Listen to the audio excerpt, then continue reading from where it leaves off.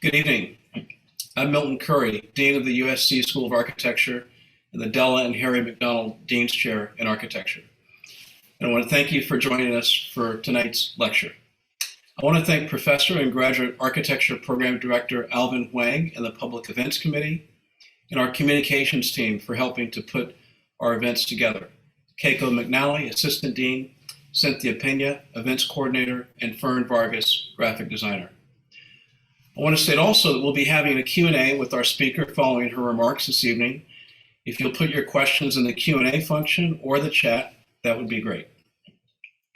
So welcome to our Spring 2022 Architecture Engaged, a series of conversations, symposiums, creative talks, exhibitions, and events in which USC Architecture engages the Los Angeles community and the global public in innovative thought, practice, and social impact by connecting architecture thinking to systemic challenges for individuals, cities, and regions.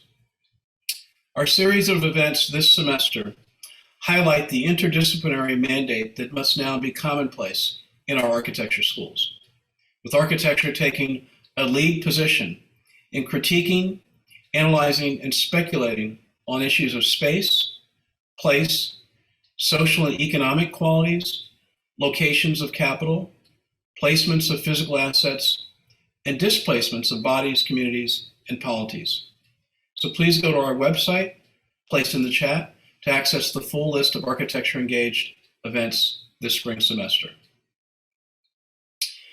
This evening, we celebrate in our annual Martin Luther King lecture the legacy and fearlessness of one of our nation's and one of the world's most gifted and influential advocates for freedom and equality, Dr. Martin Luther King, Jr.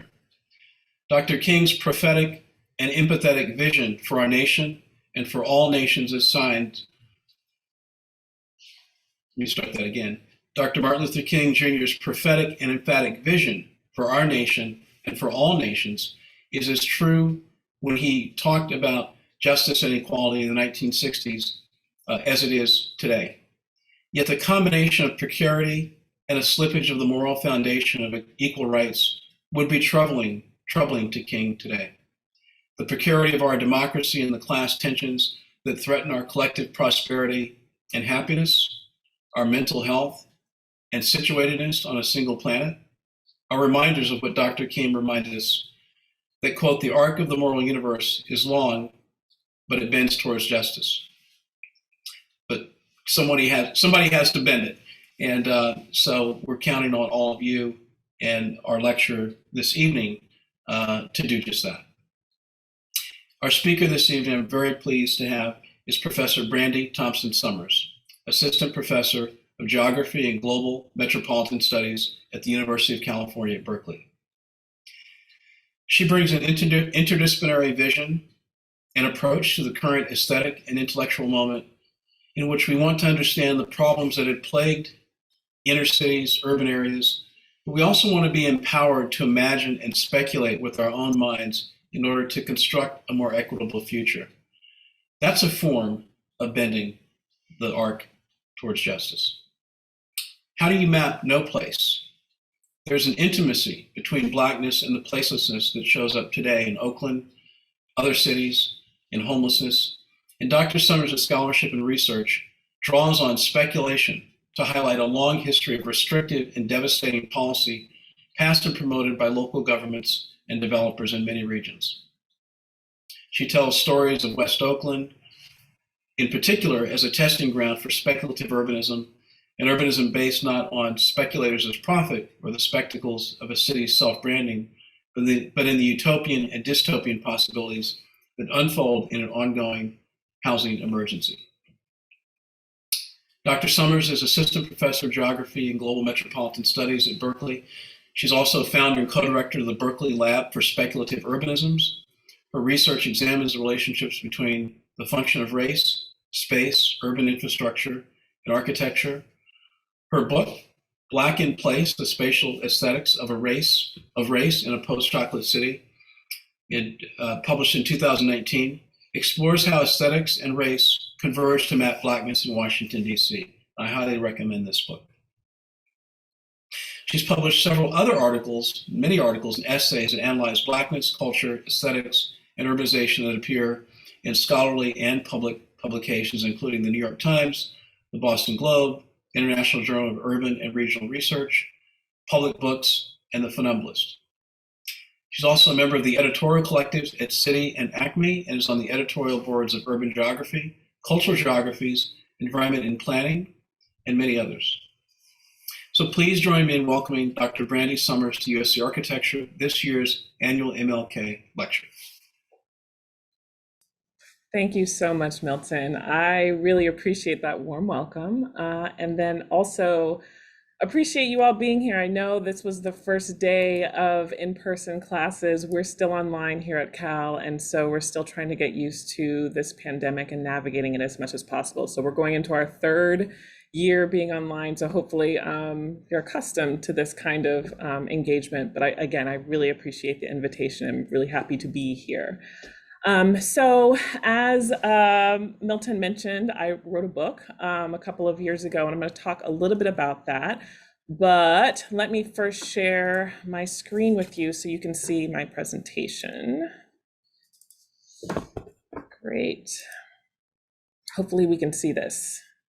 I'm assuming yes. Okay.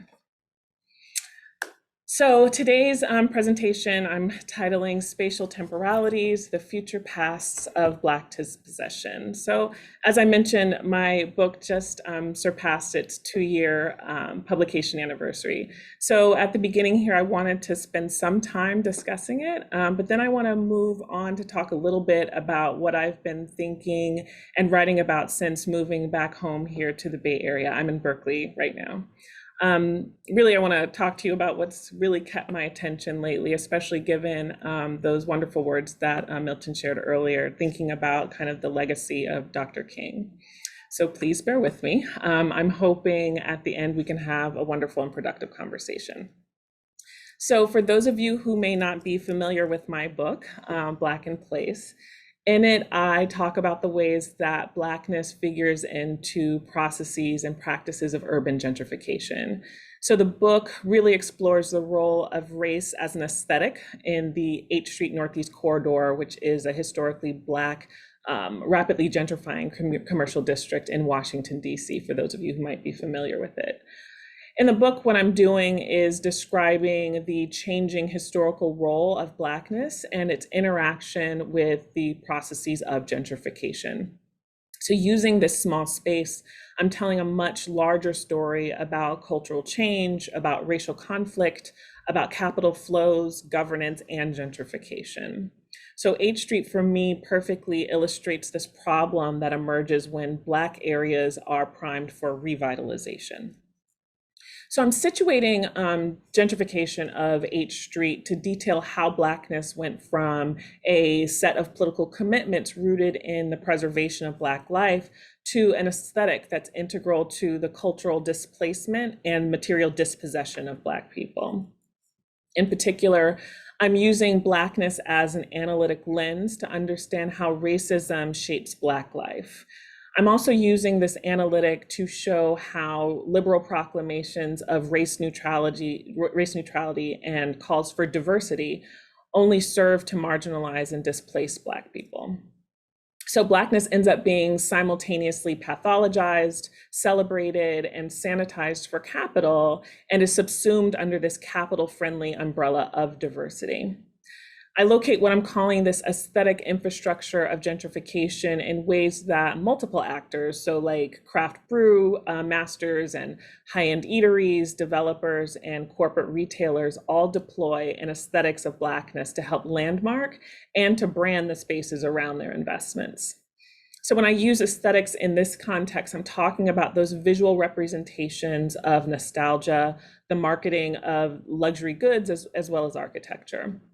So as an example, several post-industrial metropolitan cities have been enacting policy to preserve the historical character and design of neighborhoods. And usually that involves the restoration of modern era architectural elements. So gentrifying commercial spaces that had for years been the site of what we'll say is a ghetto economy. So in DC, that means lots of check cashing facilities, Chinese carryouts, discount clothing stores, liquor stores, and also outlets that sell go-go music, which is endemic to DC. Those businesses targeted and served long-term poor and working class Black residents. If they're still around, these buildings are most often adorned with steel security gates on the exterior and bulletproof glass on the interior. What they do is they create this discordant image of the city's revised aesthetic vision for the space. The menacing gates and bulletproof glass for many are aesthetic symbols of a violent past. The gates, also known in the security industry as riot architecture, arose in neighborhoods during periods of social turmoil and economic decline and disinvestment. Although urban renewal strategies were planned in several cities, architectural changes were implemented instead, especially after the 1960s. So defensive disciplinary architecture, like those steel security gates or the large concrete walls, bum-proof benches, those ones that you can't really sit comfortably or certainly lay down on, and barbed wire fences effectively produced and policed social boundaries. So both crime and fear came to be explicitly linked to Black bodies. And these processes included the criminalization of Black people as the primary offenders, but not victims of crime.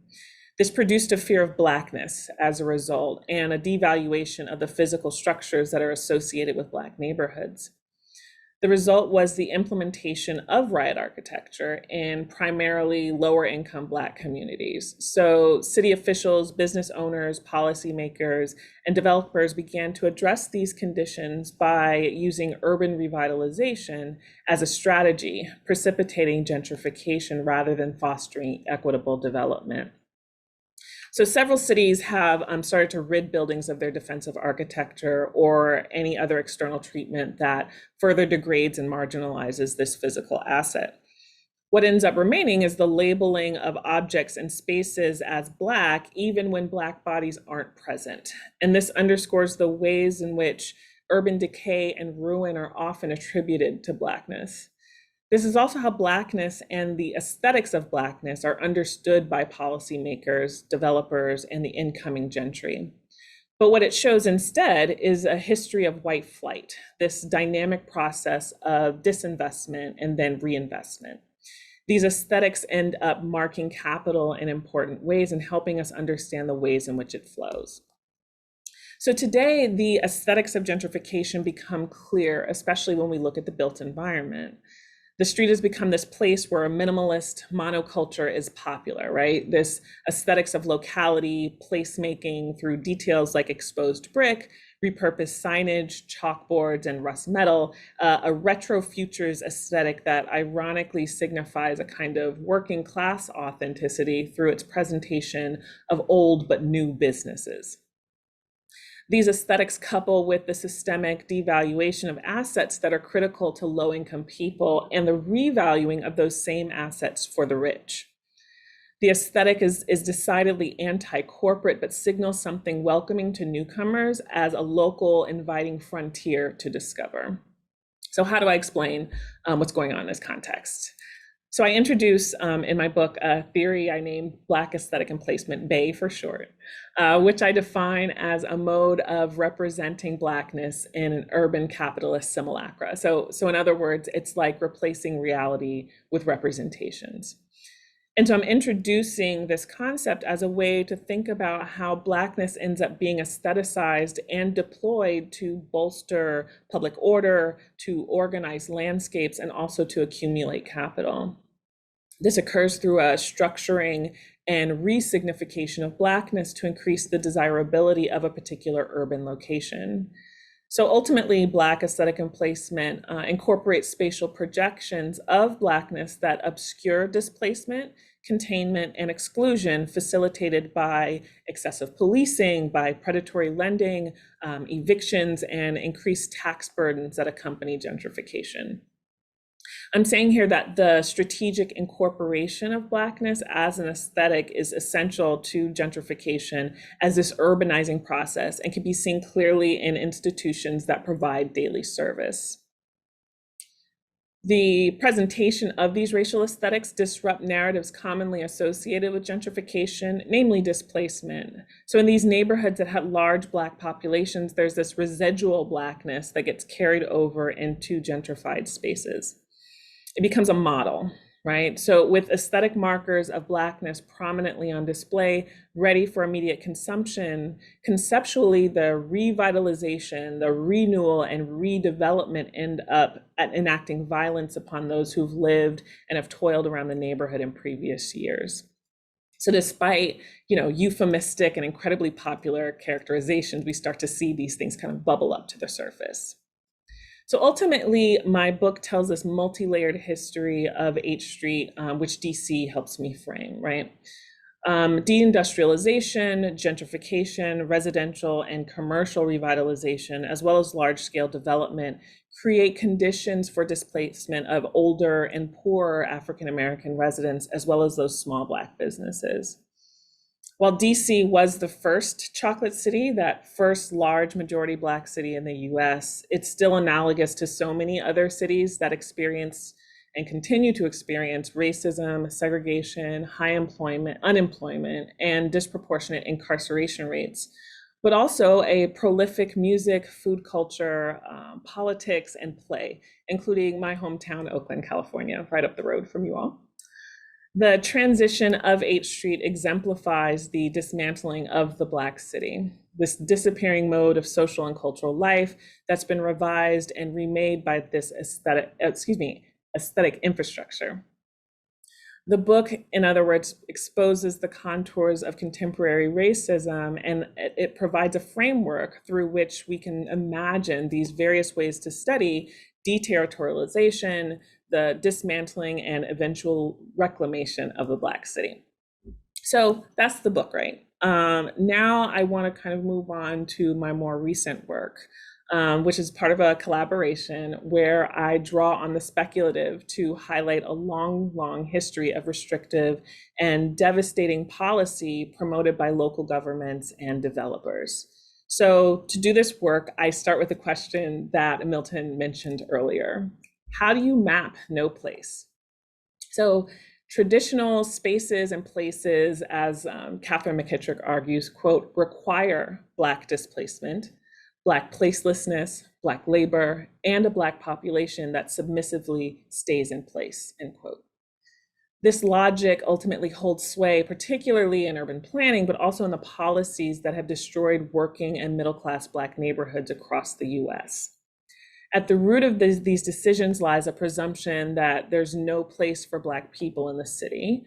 Simultaneously, there's a presumption that Blackness, and therefore any Black person, belongs only in or to the city. So before I show you the next image, I'm going to ask, and I can't see you, but I'd like you to close your eyes and kind of imagine with me, right? So try to imagine something called the Ark. It's this degraded cruise ship that is propped up on blocks and languishing in an empty parking lot in West Oakland, California. It's sitting up against the backdrop of the Interstate 880 freeway. In the shadow of the ship, there's a weedy parking lot that's populated by a homeless encampment, as well as an agglomeration of Teslas, of tents, and of campers. Try to imagine in this scene charcoal grills, glass encased seating pods, and charging stations that huddle at the ship's lee. There are wires strung with cheerful pennants that stretch down from reactors that are attached to the ship's hull, connected to vehicular generators that are primed for electric cars scattered throughout the camp. Thinking again, imagine looking above on the sun deck of this ship.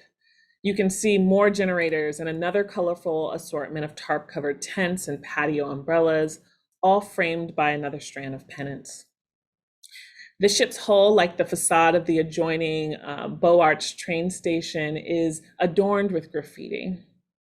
One of the more prominent tags on this imaginary ship proclaims in red the anti-capitalist Rousseauian phrase, "Eat the rich," with an accompanying sickle and fork emblem. Now, open your eyes to see the arc from it's 2022, so from 2 years ago. It's a photo montage by the artist Olalekan Jeffes, who I'm gonna from here on out call Lake, a part of our collaborative series called The Apocryphal Gospel of Oakland, which visually constructs the improbable ongoing story of Oakland's unhousing crisis through speculative digital collages. So for many, the scene depicted in this image, in the arc, seems improbable, ultimately an allegorical fantasy. But if you may recall, in December 2019, several months before the COVID-19 outbreak in the United States took hold, Oakland's then City Council President, Rebecca Kaplan, introduced a plan to dock a decommissioned cruise ship at the Port of Oakland, adjacent to the West Oakland neighborhood. The idea was to provide emergency shelter for nearly 1,000 unhoused individuals. Oakland's port remains one of the busiest in the nation. It's engineered with a federally regulated infrastructure that's designed explicitly for cargo ships. Even so, Kaplan and her colleagues argued that this floating hotel idea could temporarily address the 86% spike in homelessness that Oakland witnessed between 2015 and 2019. So Kaplan noted that the cruise ships had been used as emergency housing in the aftermath of natural disasters like Hurricane Katrina. Homelessness, of course, is an unnatural disaster, but Kaplan's plan was just one in a long line of attempts to ameliorate the crisis. Oakland and other Bay Area cities have been experimenting since 2015 with other emergency proposals, including the legalizing tent encampments in specific parking lots and on certain vacant lots. So while this floating hotel for unhoused Oaklanders never became a true reality, Kaplan's proposition had still been prescient. On March 9th of 2020, again, a few months after Kaplan's introduction to this floating hotel, a ship named the Grand Princess, belonging to Princess Cruise Lines, docked at the Port of Oakland with more than 2,400 passengers aboard, 21 of whom had tested positive for the coronavirus. So Oakland's homeless population consistently makes up half of the total in Alameda County. And between 2015 and 2019, the number of those unhoused in the city jumped from over 2,100 people to over 4,000. The epidemic of homelessness across the Bay Area tends to be narrowly framed as a result of a housing crisis, as opposed to a crisis in affordability. Rather than addressing income inequality and massive low-income housing gaps, local policymakers often propose to build, betting on additional development to solve all the problems, despite the fact that most of the resulting projects produce luxury and/or high-end residences. So in other words, city administrators tend to see homelessness as a social problem rather than an issue that is political and economic. So West Oakland, where the Grand Princess was docked, is the oldest neighborhood in Oakland and was once home to the largest Black community in Northern California.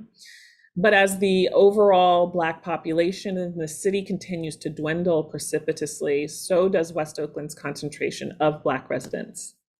Across the 20th century and into the 21st, Black people throughout the United States have been targeted by spatial exclusions and dispossessions that are rooted in racial capitalism. Yet racial disparities in Oakland's rates of homelessness remain particularly stark, with African Americans accounting for an astonishing 70% of those experiencing homelessness, while making up just 20% of the overall population as of the 2020 census numbers. Black and Indigenous populations continue to be the only ones whose numbers are diminishing in Oakland, while the total number of Black residents who are homeless continues to grow. Most reports produced by the state acknowledge this disproportion, albeit typically only as a data point rather than as a focus for a targeted response. So it's not an accident that the ARC, we've located in a dry dock shipping, or a dry docked ship in a parking lot beside a defunct train station. It ends up being an ad hoc solution to the housing crisis fused into a landscape that is itself symptomatic of decades-long ascendancy of car culture and the defunding of mass transportation. Thus, rather than the Ark being docked at the Port of Oakland, it's landed unceremoniously in a massive West Oakland parking lot that, in reality, as well as Lake's image, harbors dozens of unsanctioned camp dwellers. Nor was it a coincidence that the passengers disembarked from the Grand Princess in West Oakland. Their medical status was triaged in an 11-acre containment area in the port's gigantic parking lot. So the parking lot as a typology is one of the most spatially dominant landscape features of the 20th century in terms of urbanism, and it represents a planning failure. Parking lots were thought of in the mid-20th century as a temporary form of land use, or a kind of land banking against the future. They were not thought of as inhabited, but they have taken on a new and important meaning in contemporary struggles over the uses and the rights to public space in American cities. Cities don't systematically catalog their parking acreage, but it's estimated that in the United States, more than 500 million parking spaces and off-street parking lots exist alone. Perhaps not surprising, parking lots have become central in fights waged by the unhoused against the state, as well as central to the state's strategy for addressing this generalized problem. Parking lots have been used since the 1940s as a spatial resource for mitigating homelessness, deployed as this temporary solution in practice that remains ever present. In this doubling of eras or recurrence of things past, provisional solutions harden into legacies that extend across generations, all the while retaining their official status as impermanent, as improvised, and also based in reaction to crisis and emergency.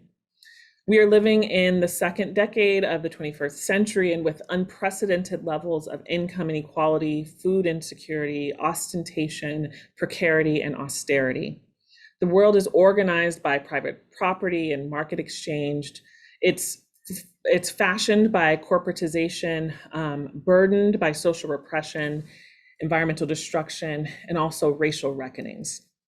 So the Ark shows us this condition by laying out a space resembling what Zhao Biel calls a zone of social abandonment, a place neglected by the state and treated as a repository for the poor, unemployed, disabled, and are homeless.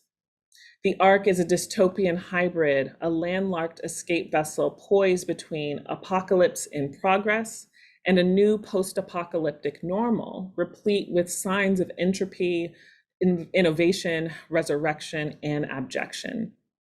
This scene, yes, is exaggerated, yet in the best sci-fi, it is also familiar in that world that emerges post-disaster, that draws on memories of the pre-disaster in order to visualize itself.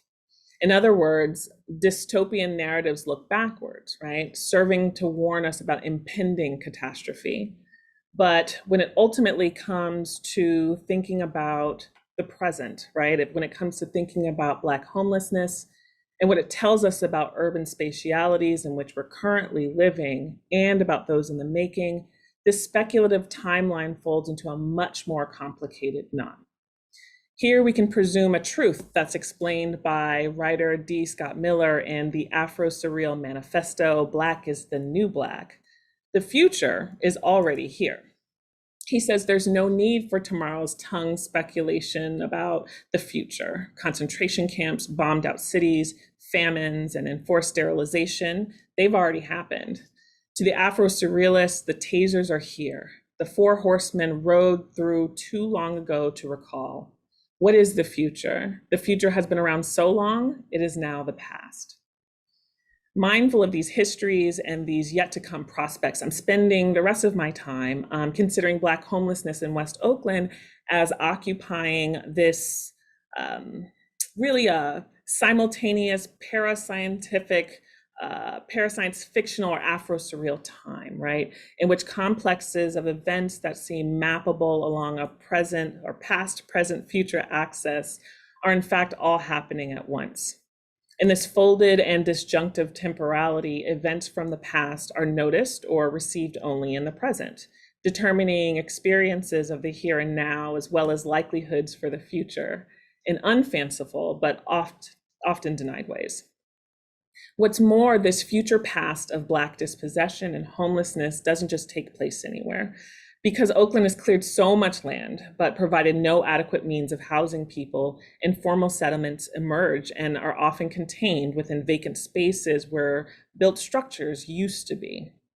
Tent camps grow under bridges and overpasses and parks and along deindustrial margins. More encampments are set up in parking lots than any other kind of open urban space. However, because unlike a public park or the no man's land under the overpass, parking lots are officially sanctioned spaces for temporary, or in other words, emergency habitability. Given Oakland's long and destructive history of both clearance and containment, Black residents, Black residents, the parking lot is a particularly useful typology for thinking about Black homelessness in this city. The parking lot, as the arc shows, is a node where the simultaneity of the past, present, and yet to come can be seen and felt with particular clarity. So two questions really animate my exploration here. First, how might we consider the relationship between parking lots as central, even redundant features of the built urban environment and the politics of Black clearance and containment? And then secondly, what does it mean for Black people in Oakland and elsewhere to continue to live the same exact experience over and over again, decade after decade?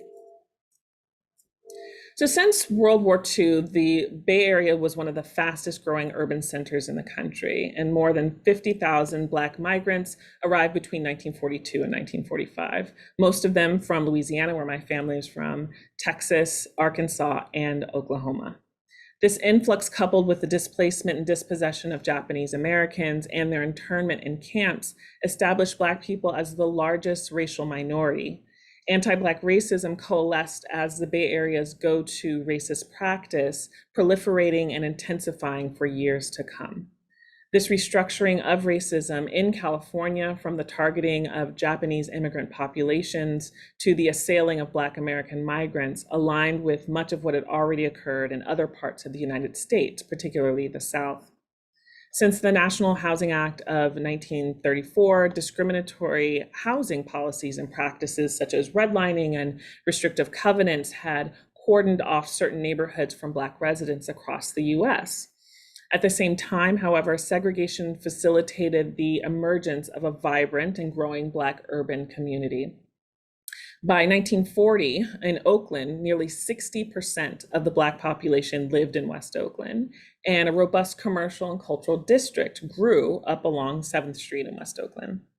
Therefore, West Oakland became known as the Harlem of the West. By the end of World War II, Oakland was overpopulated. Black inhabitants were overrepresented in public housing, and West Oakland was full of crowded, dilapidated housing stock, with the waning or closing of defensive industries like shipbuilding. So the unemployment rate climbed even as commercial infrastructure scaled back, and the population of homeless Black families ended up expanding. A local journalist writing in 1943 described, quote, "the tragic spectacle of Black families going from door to door, begging for sleeping accommodations in sheds, garages, and any place else they could have shelter," end quote. Black Oaklanders were not yet camped in parking lots then, but a pattern of Black dispossession was calcifying in the city, laying this foundation upon which the present crises of displacement would occur. By 1950, 80% of the Black population lived in West Oakland, and the City Council and Planning Commission officially considered the whole neighborhood to be blighted. This made way for demolition via urban renewal policies and what James Baldwin famously called Negro removal. Urban renewal and its primary vehicle, slum clearance, accomplished the clearance and containment of Black people in two ways: through this widespread demolition and limited reconstruction of residential buildings, and the devastating construction of a transportation infrastructure, including major roadways and a robust public transit system that ended up privileging white movement over Black life and left landscapes across the city lying fallow for years on end. Then the Federal Housing Act of 1949 provided cities with the capital and apparatus for urban redevelopment and public housing, which ended up allocating 135,000 public housing units nationwide. In Oakland, though, public housing was viewed as an issue primarily impacting Black and other people of color, since white working class residents by this time had largely aspired to flee the city and purchase homes in the Tony suburbs. Oakland only requested 3,000 new public housing units under the 1949 plan, far fewer than were contained in the existing but dilapidated war housing. As the city leveled dozens of those war housing units, only 500 public housing units were constructed to take their place. Thousands of Black Oaklanders were left, once again, without shelter. During the same period, federal commitments to the construction of affordable housing for all were shifting towards federal and municipal plans for the revitalization of downtowns as this way to strengthen the local tax bases. Cities began to use federal funds and deploy the powers of eminent domain to redevelop instead of to revitalize blighted neighborhoods. In other words, neighborhoods that were inhabited mostly by Black residents. In 1954, Oakland Mayor John Houlihan formed a redevelopment advisory committee primarily comprised of, probably to no surprise, real estate, banking, and commercial retail elites. Executives from Bank of America, Kaiser Industries, Sears and Roebuck, and the Oakland Real Estate Board, as well as the East Bay Home Builders Association. The resulting Oakland Citizens Committee for Urban Renewal, or OCUR, in turn produced the General Neighborhood Renewal Plan, through which they asserted their prerogatives to strengthen the downtown business district. This neighborhood renewal plan was unanimously approved, and plans for the destruction of a 250 block area of West Oakland, including that very vibrant 7th Street commercial corridor, ended up moving ahead. In 1956, the newly formed Oakland Redevelopment Agency, this outgrowth of OCUR, announced plans for the Acorn Area Redevelopment Project, designating about 50 blocks in West Oakland for demolition as the first of five major slum clearance areas in Oakland. The Acorn plan focused on industrial and middle-income residential development, but made no provisions for public housing, despite the overwhelmingly poor population in the district. The Acorn project was celebrated by city officials and developers as an opportunity to attract white residents in the hopes of returning to the area and making it once again this elite residential neighborhood. So really, this was one of the nation's first attempts at reverse integration. Black people in Acorn attempted to stop the bulldozing of their homes by suing the city on the grounds that Black homeowners were losing their properties without having anywhere else to go. But ultimately, they lacked the political power to fight the destruction, and federal courts sided with the Oakland Redevelopment Agency. And so between April 1962 and May 1965, crews destroyed the majority of the 610 structures comprising the neighborhood. The land laid bare and had been home to 4,300 residents previously. But the Oakland Redevelopment Agency really took half of the land for industrial development. That meant that the remaining parts were earmarked for housing.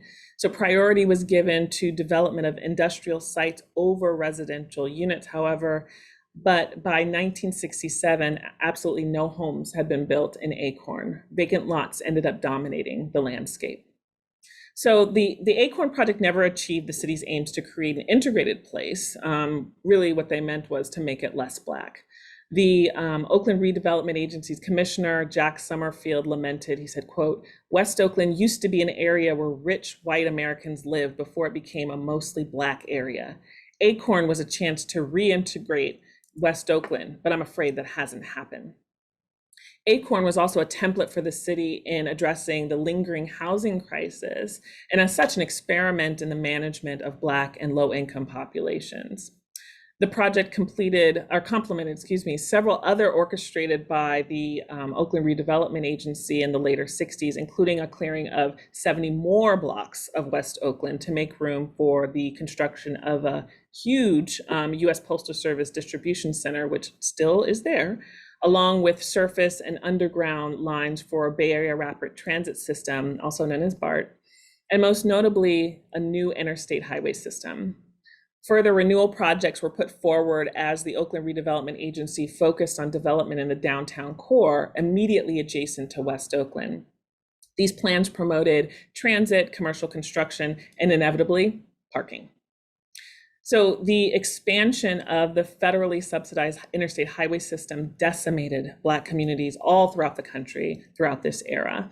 Construction was often routed through Black and lower income neighborhoods where it contributed to blight, installed infrastructural impediments to social and logistical circulation, and it also accelerated the deterioration of formerly robust communities.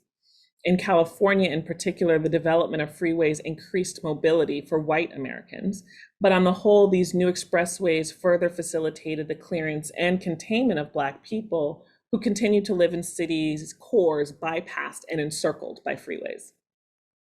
The interconnected freeways in Oakland were completed between 1952 and 1985. So you have the Nimitz Freeway, which was Interstate 880, where the ARC was sitting, the Cypress, which was a two-tiered portion of the Nimitz, the Grove Shafter Freeway, which is Interstate 980, and those sliced West Oakland into these smaller chunks. The Cypress Freeway was funded through the Federal Aid Highway Act of 1956, and it ended up being completed in 1958. But that was what literally cut the neighborhood of West Oakland in half along a north-south axis. It displaced hundreds of Black residents, and it placed a physical obstruction between the westernmost sections of the neighborhood and the rest of the city, notably the downtown area. The symbolic barrier that had already existed between West Oakland and Oakland at large was made literal at this point. It was dubbed the Berlin Wall by local residents. And unfortunately, the Cypress, or maybe it was fortunate, the Cypress Freeway collapsed in the devastating Loma Prieta earthquake. It ended up not being built after that. So intimately connected to a freeway infrastructure, the parking lot emerged as a key signifier of mid-century anomie West Coast style, right? Desolate, but functional, and even in some cases futuristic. The surface parking lot then became this polyvalent sign of the modern city. Both urban and suburban municipalities began to require that new construction account for widespread dependency on cars, this stipulation that often really remains in force today. As a major transformations of the built environment, freeways and interstate highways established in the post-war years tended to generate both fanfare and protest. Surface parking lots in comparison were, and really still are, built much more frequently, gaining at best minor recognition, right? So parking lots essentially were parking lots. For the most part, they end up existing not so much from building new things, but essentially demolishing something old. Jane Jacobs once called parking lots border vacuums, these bleak spaces that unstitch the urban tapestry.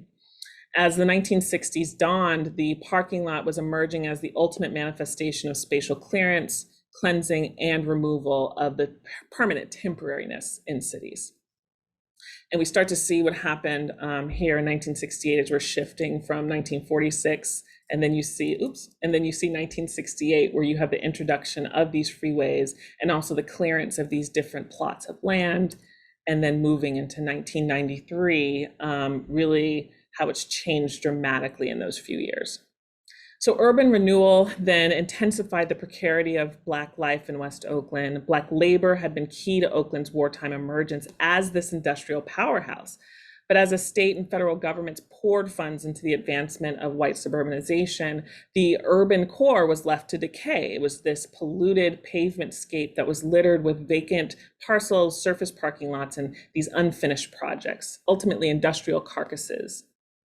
These dystopias of half a century ago were perpetuated across the intervening decades by the city's continuing neglect of Black residents in regards to education, employment, healthcare, day-to-day mobility, and of course, housing. A powerful destructive trajectory is established for Black Oaklanders towards the end of the 20th century, and its results end up being visible across the city today as the long looming threats of gentrification become ultimately a reality. So when I moved back home to the Bay Area in August of 2019, and so again, prior to the onset of the pandemic, I was astonished by the explosive growth in homelessness, immediately recognizable in the dozens of encampments that spread across Oakland and parts of neighboring Emeryville and Berkeley. Large and elaborate sites swelled along the pedestrian pathways and public parks, under freeway overpasses and empty commercial lots and parking lots. Some of the most glaring examples spread across the periphery of West Oakland's BART station in barren asphalt lots where dozens of tents and makeshift communities had unhoused residents.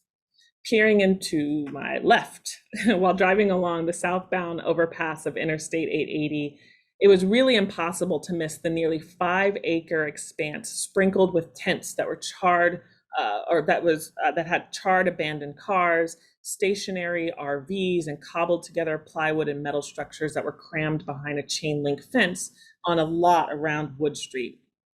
Even so, the East Bay's economy had grown by this point, especially in 2019. So it wasn't uncommon to see Teslas whizzing past parts of Wood Street where this encampment was located, or near other encampments beneath Interstate 80 and Interstate 580 along the edges of West Oakland.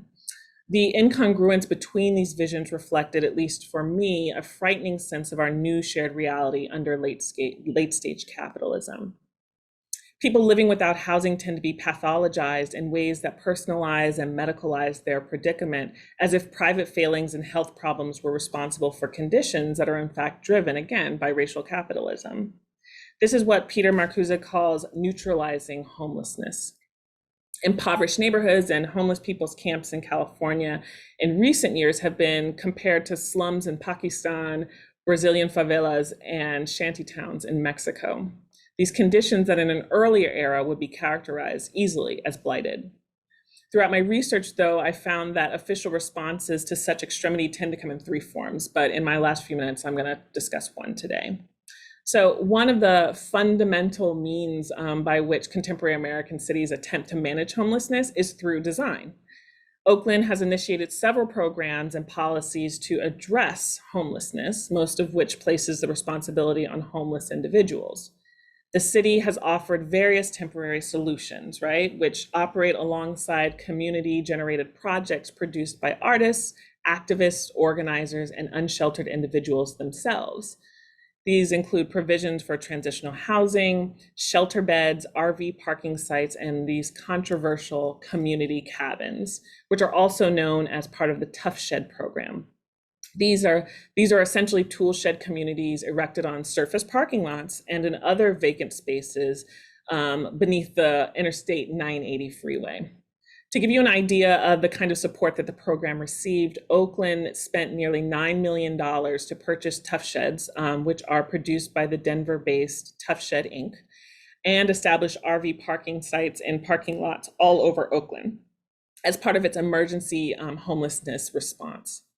Such settlements are never located on private property, and various legislative measures have prohibited the establishment of encampments within a range of 25 feet to 150 feet of homeless shelters, private residences, or parks, schools, and childcare centers. So the unhoused have essentially been pushed to vacant lots and parking lots, whether commercial or city-owned. The irony, though, is that some of today's encampments map literally onto the very parking lots that were produced through urban renewal and the removal of Black homes about a half a century ago. So, okay, this is the last imagination, right? So let's imagine again, this dystopian near future. Foreshadowing this ever-expanding use of parking lots and the reinvention of housing options in Oakland, we'll look now at Lake's Tough Towers from 2021. And it folds the future back into the present day to depict this utopianism at the end of utopias. In this prophetic scene, we're examining an elaborate vertical settlement that strains against the edges of an asphalt-covered parking lot on Harrison Street in downtown Oakland. This is Tough Towers, a modular provisional encampment for the unhoused that's administered, as these logos in the image can tell you, by the city of Oakland and sponsored by the Home Depot and Tough Shed Inc. In Tough Towers, Lake is essentially visualizing this exacerbation of Oakland's multi-million-dollar expansion of the community cabins program to riff on the likely perpetuity of the temporary housing solutions that use Tough Sheds as viable residences. Each unit of Tough Towers is a single Tough Shed. It's configured intricately for structural stability, and their colorful frames connect by these open staircases. Billboards cantilevered off the higher units advertise informal businesses, so like eyebrow threading or vegan tacos. Tough Towers is equipped with a cell phone tower, granting its inhabitants access to next generation wireless and broadband networks. Other kinds of technology are also present. We have a squad, as you see, of golden drones that hover, screening and surveilling residents and their guests. So really, it would be easy to imagine that they're transmitting evolving demographic data to the Oakland Police Department. Tough Towers is contained within its lot, though, stretching the borders but never breaching them. The towers serve as this temporary housing, like most of the emergency housing solutions produced in Oakland over the decades. Yet this image shows a structure that appears permanent, if precariously so. This toughness ascribed to Tough Towers invokes the rhetoric of self-determination, resilience, and dignity, policy jargon that's more often than not functioning to circumvent civic accountability and to shift the burden of resolving the city's housing crisis onto individuals and grassroots organizations who really receive little to more than performative assistance from above. This logo-studded Oakland of the future looks peppy and inventive, designed forward. It seems to represent a victory for the city, which has apparently partnered with a multinational set of businesses to offer terrific optics. It looks like a win for everyone except for the people who live there. On the one hand, Tough Towers operates as this top-down system imposed on its residents who we understand have no other options. On the other hand, we can propose that the marginalized residents of the dystopian towers continue to live with the urban, adapting opportunistically to the political excesses that surround and manipulate them. All of which means that the unhoused will further adapt the structures of their settlement to discover these new ways to make uninhabitable spaces habitable. So if we think about these images, Tough Towers like the Ark, it's a fantasy that renders visible what present time platform capitalism actually entails. Lake's images clarify what's going on already right now, exposing that which gets hidden under narratives of personal responsibility and short-term solutionism. This is what we're seeing when we acknowledge the longue durée of the ever-present past. So no official explanation has been given for the staggering 86% jump in homelessness, specifically in Oakland between 2015 and 2019.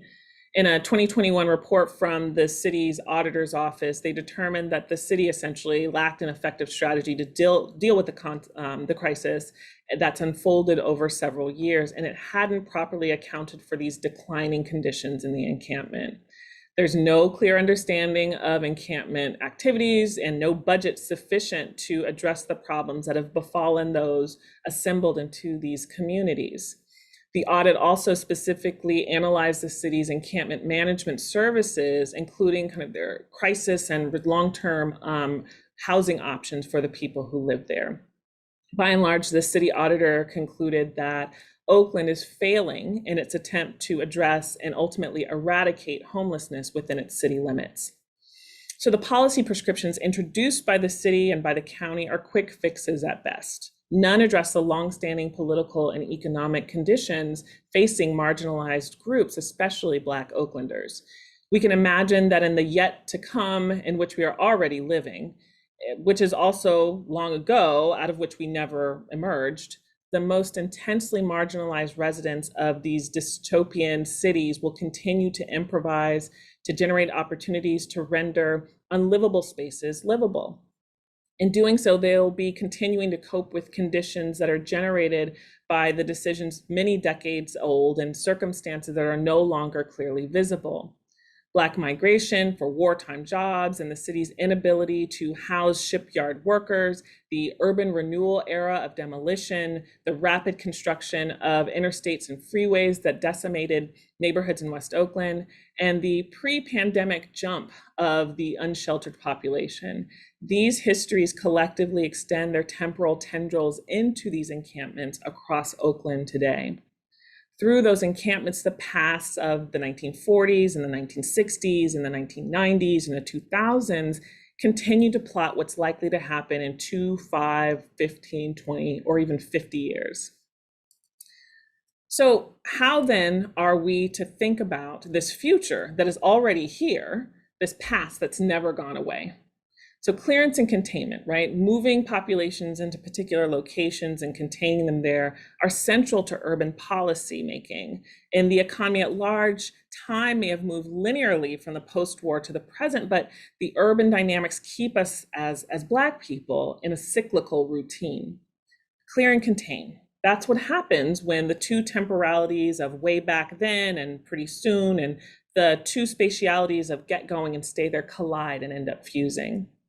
We were always already living out a future that was set in motion by past choices, yet this fact is continually denied in political discourse, and it's also repressed in policy decisions.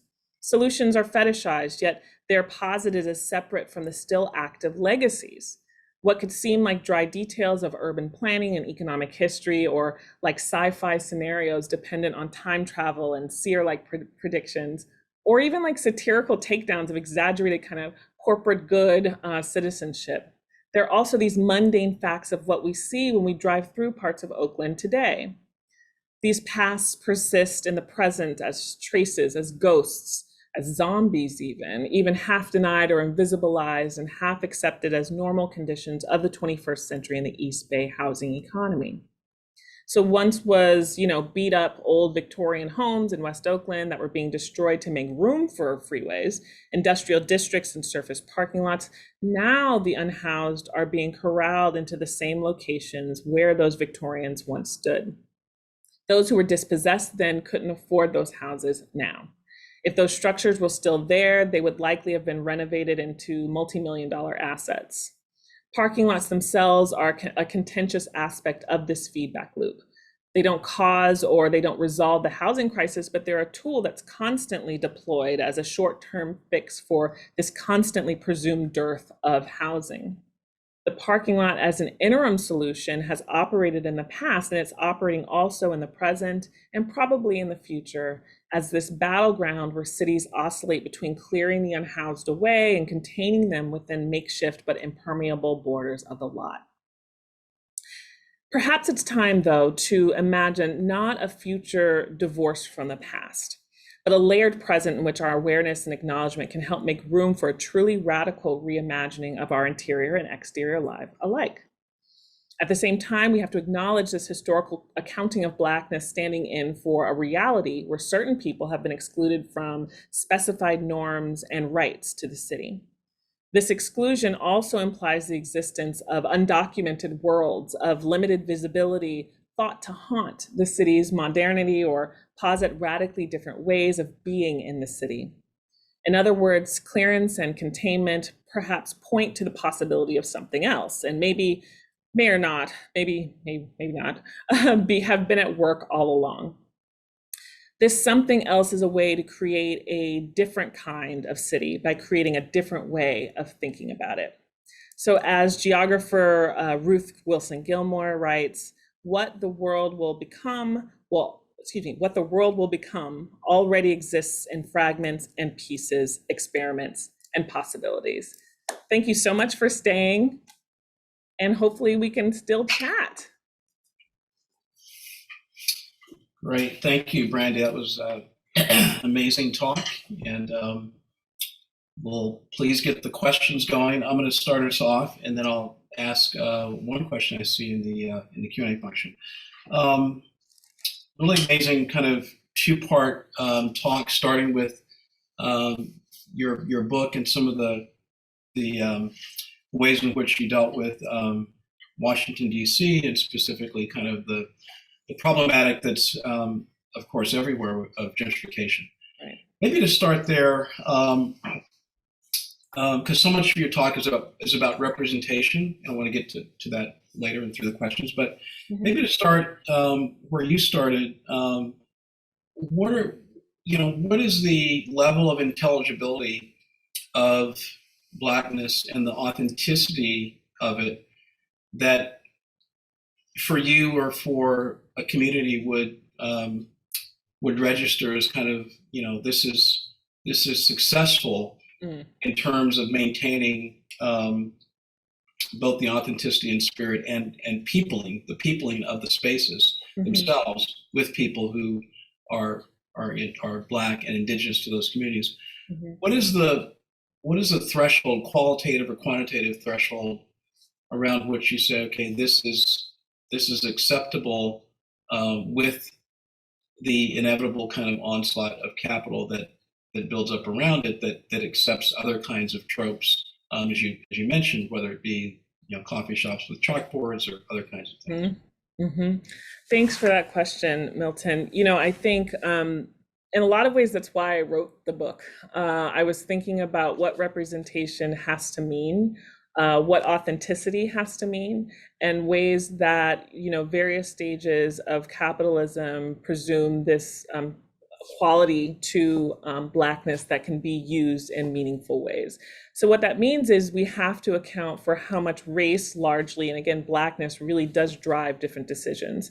So the issue sometimes ends up being that we have too much of a quantitative focus, where if you get a certain amount of Black people or a certain amount of Latinx people, a certain amount of indigenous people, then we've hit the diversity quotient, right? But part of the issue with that, of course, is that we lump groups together, and we presume that everyone Black is the same when we use those kinds of metrics. So instead, honestly, and this is where I think in the book, you always think, I wish I'd included this more. I think there needs to be more of a class analysis and understanding that we ultimately punish poor people. And so the ways that race and class end up being inextricably linked when we're thinking about people without means, when we think about poor people and we really kind of do the things that don't punish them for being impoverished, then ultimately we're going to support the people who really kind of function in our society, and at least we want them to be a part of it. So qualitatively speaking, sure, it's nice to see different colored people on the street or in a room, but at the same time, I think we have to understand how much inequity exists.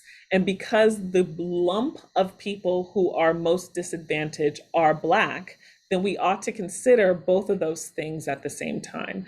We have to move away from representation being it, where we just presume that, we had these conversations aplenty when Obama was elected, the presumption that we were beyond race or we were post-Black and post-race because we had elected a Black president who unfortunately had enacted a lot of policies that ended up punishing poor Black people. So it's the ability to understand the complexity of this landscape, of this environment, and not necessarily look at the numbers, but honestly kind of pay attention to how we allow people to live. And this example with the homeless, and this particularly the unsheltered, because in LA, it is worse, right? So the number of unsheltered people who are living out under the sun, we should not be a society where that's okay, right? Where we can pass by folks and it's okay. There's enough wealth in this country, there's enough wealth in this world to make sure that no one has to live like that. But it ends up being, once we think about those who are the least, who are the most punished and the least considered, ultimately that's going to raise all the boats. That's going to make sure all of us are really kind of accounted for in terms of representation. Thank you. There's a question in the chat or in the Q&A. What's the biggest issue you find with public awareness of urban design foibles? Public awareness. So, it's funny because I've talked with Lake, and I actually think he's on the call. He might still be there, but we've talked about the fact that specifically architects, but other design professionals believe that design can solve problems, right? That design alone can make the world a better place. And I think part of the issue in terms of the public awareness of solving problems is that we don't have a multi-pronged approach. Instead, we think it's one thing or another. So I've written before about kind of like the fallacy of smart cities, right? They're not particularly just, they might be really smart, but they're not just for everyone. So there's a logic in design that it's going to move us forward. And there's this presumption that various technologies are going to create a more equitable environment. And with that, structures are built in order to support the most rapidly developing spaces. But I don't think that's actually helpful. So when it has to do with these design foibles, I think oftentimes, especially with architects, speaking to a room of them, oftentimes what ends up happening is they're the smartest folks in the room, while not necessarily accounting for the experiences of the people who you need to essentially build for. So public awareness ends up being somewhat limited to the processes, to the policies that drive the actual structuring of the design. And I'm not sure if it's because of the rapid pace of, social media or ways that people are consuming information rather than really having long conversations about these issues. But I do think that oftentimes there's this presumption that things kind of go up and you just have to deal with it rather than having some integrative approach to creating these communities that, again, are equitable designs that are really kind of there, that are not predetermined, that are not top down, but instead kind of created in collaboration with the community members. I agree. I also think it's changing. I think I think the norm in how we teach architecture and urban architecture's relationship to urban development has changed quite a bit. And I think amongst, I would say, enlightened educators and practitioners who are architects, they really do not shun community engagement. They actually see that as an area of creativity to design or create kind of a community engagement that produces, dialogue and also has a function of kind of opening up and being inclusive around a form of education, a form of kind of public generosity, intellectual generosity. So I think it is changing. I'm not saying every architect embraces that, but I think it's certainly amongst enlightened schools like ours, that's changing. There's a question. And really quickly, in part, I do think that there's an importance to kind of seeing like structures or design always being unfinished, right? Something that's not necessarily focused on permanence, but again, something that's constantly evolving and moving. And I think that's something that we're all still negotiating, figuring out that impermanence to the design features. So I want to ask another question that's in the chat. But I want to connect it to a development that people may know about here in Los Angeles. You might know about it, called Destination Crenshaw. Yes. So the question is, do you believe the direction transit-oriented development is heading is rigorous enough to begin alleviating the homelessness crisis, given the socioeconomic and political nature of its causes? I want to add a friendly amendment to that and say, what about projects like Destination Crenshaw, which are leveraging public infrastructure, massive public investment in transit, along with harnessing a kind of cultural creativity and authenticity to produce something new. So is that a kind of way towards a model, a template for something that might be seen as productive and progressive?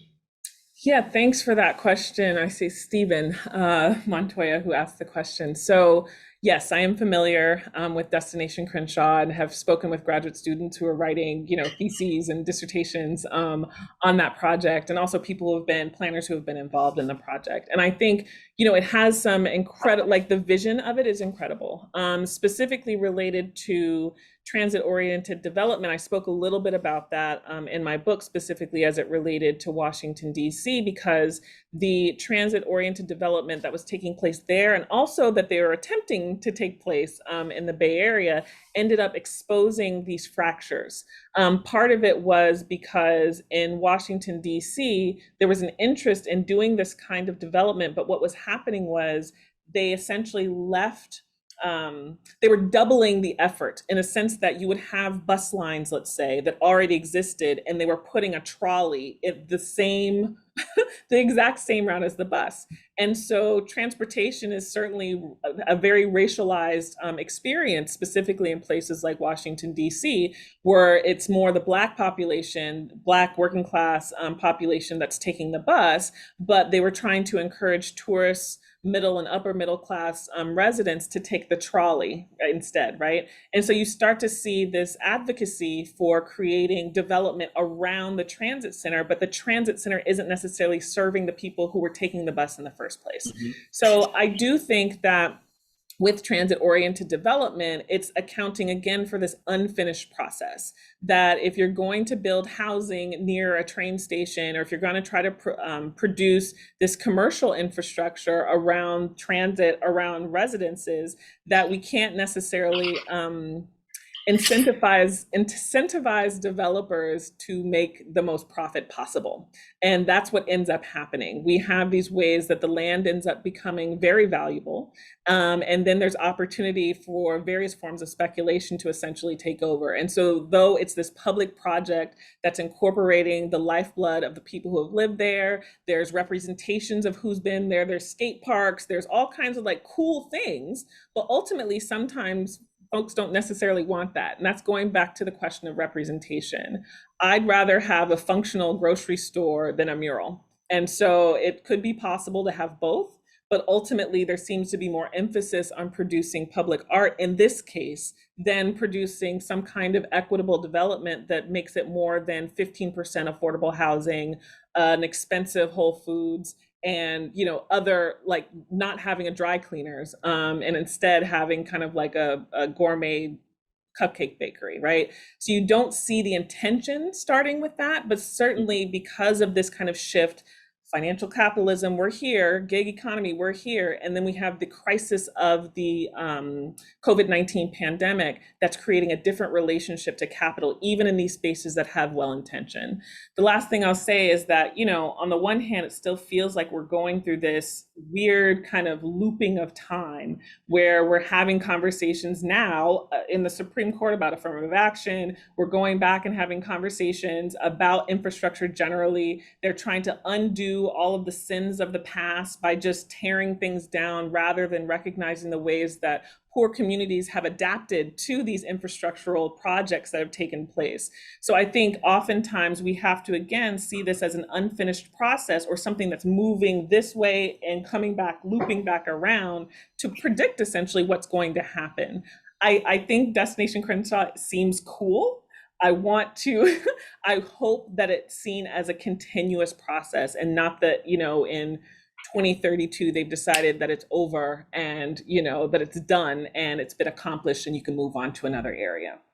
So, yeah, I mean, I find your answer very nuanced and as it should be. And I guess one question is kind of the paradox that we seem to be in, where if we propose Destination Crenshaw or even some of the kinds of projects I saw while I was in Detroit, that where things were more kind of, at least from the city's perspective, more landscape based, which could be seen itself as a kind of deferral of other things that they should have been doing. But if we see this kind of incremental capitalism or capital urban development, which one would have thought during periods where, economic cycles were, I remember, living in New York, that, every 10 years an area of New York would get kind of gentrified, right? But it took 10 years. Yeah. And then it took like 5 years, and then 3 years, and then 2 years, and then like 1 month. Yeah. And so, the thinking, I think, around incremental capitalism, giving people the space and breathing room to adapt, and kind of people who were, living in a community and had wealth accumulation could stay there and could find, a slightly larger apartment or unit, et cetera. That was kind of almost a generous way of thinking about kind of capitalism, but the speed at which capital works now and the level of investment that it takes to make it worth someone's while, in a way kind of collapses that. And so something like,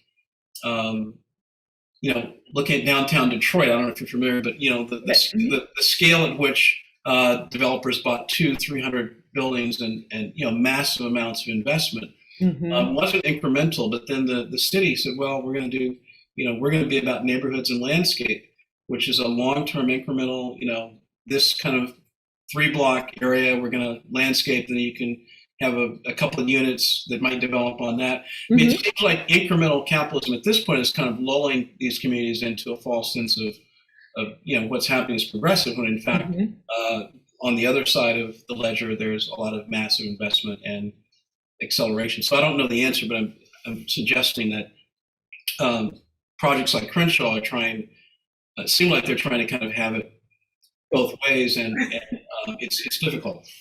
Yes, and what I think too is that there's a few things that came up as you were talking. So on the one hand, we see or saw this proliferation of public-private partnerships that on the surface seem like they were good ideas because it starts with the public, but then in terms of percentage, it was more private than it wasn't split half and half, right? So you still see this private investment that requires some kind of profit back to the folks who are investing, right?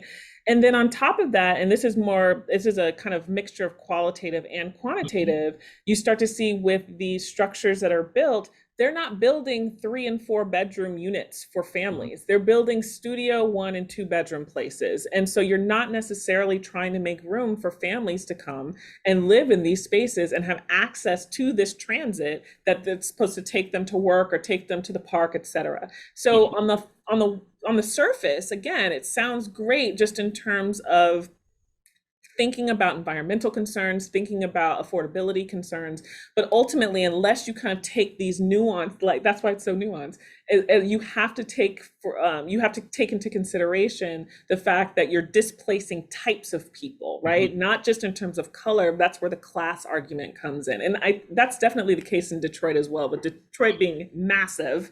And having to consider those elements too.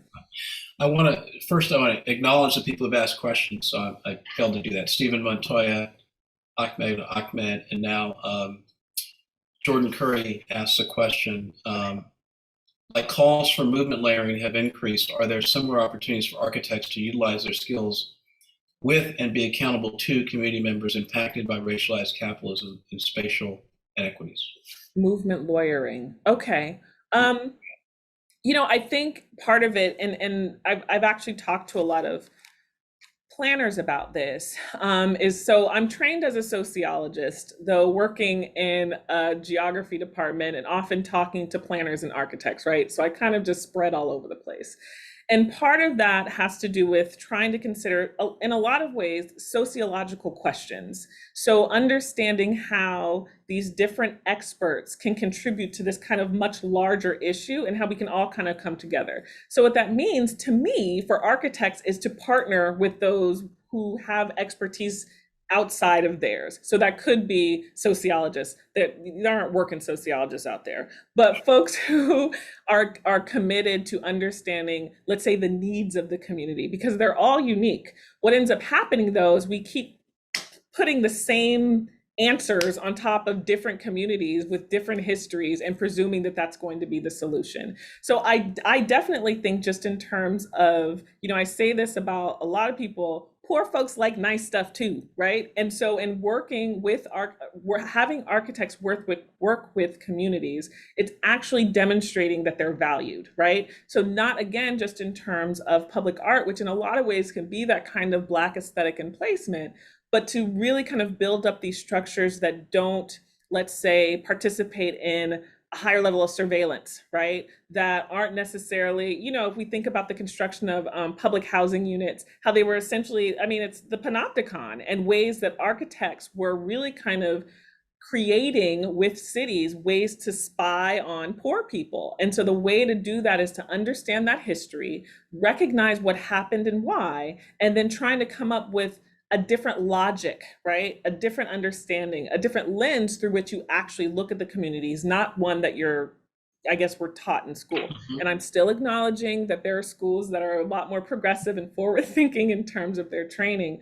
But also, I can recognize that the history of architecture, even really kind of centering European intellect, European standards around structures, can really have us not focus on the ways that development in some of Western cultures end up creating the undevelopment or the underdevelopment of communities that kind of require more attention and more capital. We have a long question. I'm going to try Okay. to get the great bits and pieces of it here. Uh, Jacob Tennant was fascinated by the images, Lake's images Mhm. of the tough sheds, speculative renderings, and wonders there's a shift in tone between these renderings and ultimately a certain indifference or lack of investment in long-term solutions to homelessness. It seems tricky because on the one hand, the realism of these collages, futuristic collages, is disheartening. Mhm. It indicates kind of government failing on the one hand. On the other, there's something magical about them. I Mhm. wonder what differentiates them architecturally and what makes the latter images more beautiful to us, perhaps even Mm. Mm. more valuable. And then there's a question about the demographics of both. Okay. Thank you, Jacob, for that question. Oh, did you want to? No, Sorry. Okay. Thank you for that question, Jacob. So I think you actually got it spot on, right? In a lot of ways, that's the intention. So what I'll say is, if you noticed, one of them was produced in 2020, and the other was produced in 2021. So the 2020 image was actually produced prior to the pandemic. We had been having conversations, and then so that's why the Princess Cruise Lines thing was so wild, because we had just been we had heard that, the city council president was trying to put homeless folk on cruise ships, and Lake was reminding me about how, like, in sci-fi films you put zombies on cruise ships. So we just kind of imagine, like, this is how we're treating the unhoused population, specifically in Oakland, where they're like zombies. It's that in between dead and alive space, right? And so where do you put them but on a decommissioned cruise ship? So there's something incredibly haunting about it, but also there's a radical component to it where we're seeing that the encampment folks are tricking out the ship, right? And so on the one hand, there's a realistic a form of modernist realism that's existing with it next to this Boart train station. And then on the flip side, you have the tough sheds, which I mean, they're gorgeous. And what I'll tell you is that I took my daughter down to downtown Oakland and we snapped pictures for Lake to create this layered effect. So a lot of the pieces that you see in the picture are actually real. And he rendered kind of this gorgeous, futuristic, but not so futuristic scene in order to look at these tensions. So that's why they're both part of the same series. On the one hand, you kind of see this dystopian perspective where it seems as though it's kind of the end of the world, right? But then you see more utopian kind of the thought, the possibility, while having these dystopian elements of surveillance, the helicopters. I didn't mention that Oakland Police Department has been under federal receivership what seems like forever. And so there's this incompatibility to how much is going on in the images. And that's kind of the confusion, the emotion that we really wanted to draw out. And this is just like a couple of images from our series. We have several images in the series that tell this story about this incommensurability of dystopia and utopia kind of mapping onto each other. So in a way, we want to disrupt, right, to get you thinking. And ultimately, the goal is to have a different lens through which you're looking. We don't have the answer, but if you shift your perspective, you might think about these issues differently. And that's kind of the hope that we're doing. We're critiquing the policy that's coming about. that's great. Um, that's great. I think there's Lake has been at this a while. I remember him as a student, and just has always had a fascinating kind of aesthetic logic and way of kind of thinking through images. And I think he advances, a tradition, a disruptive tradition of architectural representation, tracing all the way through Archer Graham and Koolhaas and others. And the maybe this relates to, I'll combine two questions. One is do you see any tools available to redress some of the conditions that you described through current themes such as reparations or Mm, climate precarity and environmental racism? There are efforts to clean up areas, and in some cases, that clean up those resources inure to the community, and it mhm. allows them to kind of think differently about kind of what the future is. And then I'll connect that to Okay, Esmeralda's question, which is our last question. okay. How do lower class neighborhoods of color fight back against highways, freeways, transportation systems cutting through their cities and leveling their robust communities? Often, where there's higher income neighborhoods like Beverly Hills, Mhm. there's the funds and power to fight back, kind of the NIMBY, producing some of the NIMBYism that. Mhm. Mhm. Thank you for that question, to both of you for the question. So, there have been a lot of conversations about reparations in particular, and one of my colleagues, Javon Lewis, has written about that. And you know that the governor has a task force to really think about reparations that has a number of members. And so, one of the chief questions, though, is asking kind of like, what is repair, right? So, if we're imagining that reparations is about repairing something, what does repair look like? What are you repairing, and what is the kind of reckoning that you're really kind of addressing, right? So in a lot of cases we talk about, from slavery we need to address these issues, but slavery had a very long reach as we think about multiple historical moments that create, again, all of these inequities that exist currently. And so certainly, part of thinking about the environment and our destruction of the environment is very much tied to this question. In West Oakland, it has the highest asthma rates in the city. And again, it is the blackest area in the city, right? Or at least it's starting to dwindle. And that's actually a question just in terms of the influx of Oakland. They're white, Asian, and Latinx are the folks who are coming in droves, essentially, as the indigenous and black population goes down. And so when we think about the climate, we can't get out of this by recycling more. Me saving cans is not going to shift really kind of my footprint, right? But we could have Chevron stop polluting the air, the water. We can have all of these, really honestly, in Silicon Valley and Santa Clara Valley, they're producing all of this energy that essentially is deteriorating the earth below, right? So we can instead stop thinking about the solutions coming again from innovative tech, and instead of that, recognizing kind of technology has existed essentially forever. It just takes on different phases. I do think that it's important for us to understand and account for things, right? So we can think about the destruction of communities, not only from the building of freeways and thinking about, and I'll get to biking infrastructure in a second, but if we think about redlining, if we think about the ways that land has been valued and devalued, that has had a profound impact on wealth accumulation and degeneration, especially as it relates to Black people. So it's taking a look at, how the real estate industry is continuing to contribute to that, those kinds of ways of taking away wealth opportunities for people of color, but specifically Black people. We can look at the ways that regulation does not necessarily prevent these kinds of private actors from doing this work. So in a lot of ways, it's scaling back the kind of finance capitalism that we are firmly entrenched in right now. I'm not going to be one of those people who's waving for us to vote, because we can see what happens there. So the reality sometimes is you just kind of have to throw your hands up and do whatever, which that's not really a policy, or I'm not giving you activities around that. But it's also recognizing the ways, for example, that with highway construction, we learn to adjust, adapt, we make it work. And I think that's what ends up happening with the folks who essentially have things forced upon them.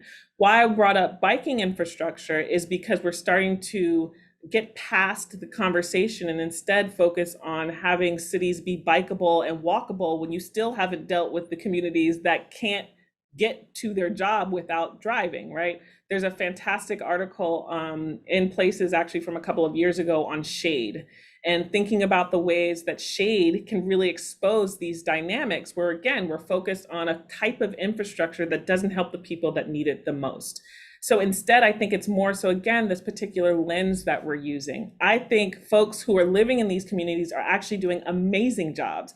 It's not like they're not doing anything. You start to see people are actually taking this mess into their own hands. It's just not necessarily being highlighted by the media. It's not sexy. It's not something that gets all the spotlight. There are organizers and activists who are doing incredible jobs. So it's more so tapping into what's already going on and not necessarily having to come up with a new solution when there are folks who are already doing that incredible work.